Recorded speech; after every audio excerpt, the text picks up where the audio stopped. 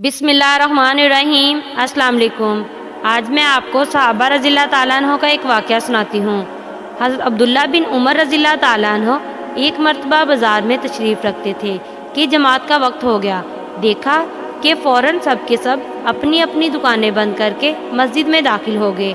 इब्ने उमर रज़ी अल्लाह ताला अन्हो फरमाते हैं कि इन्हीं लोगों की शान में कुरान मजीद की सूरह नूर की ये आयत नाजिल हुई। इन मस्जिदों में ऐसे लोग सुबह और शाम अल्लाह की पाकी बयान करते हैं जिनको अल्लाह की याद से और बिलखसूस नमाज पढ़ने और ज़कात देने से ना खरीदना गफलत में डालता है ना बेचना। वो ऐसे दिन की पकड़ से डरते हैं जिसमें बहुत से दिल और बहुत सी आंखें उलट जाएंगी।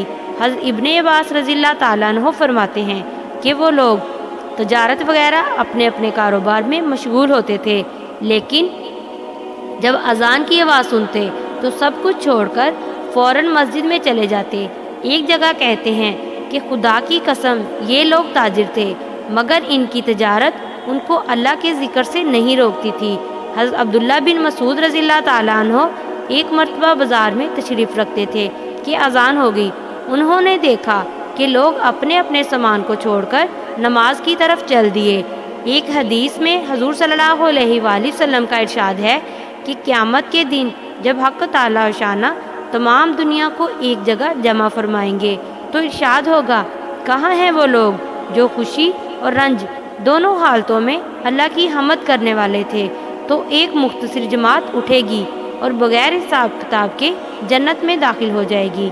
फिर इरशाद होगा, कहाँ हैं वो लोग जो रातों में अपनी ख्वाबगाहों से दूर रहते और अपने रब को खौफ और रगबत के साथ याद करते थे।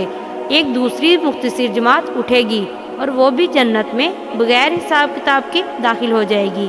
फिर इरशाद होगा, कहाँ हैं वो लोग जिनको तजारत या बेचना अल्लाह के ज़िक्र से नहीं रोकता था। तो एक तीसरी जमात मुख्तसर सी खड़ी होगी और जन्नत में बग़ैर हिसाब के दाखिल हो जाएगी। उसके बाद बकिया लोगों का हिसाब शुरू हो जाएगा। जज़ाकल्लाह।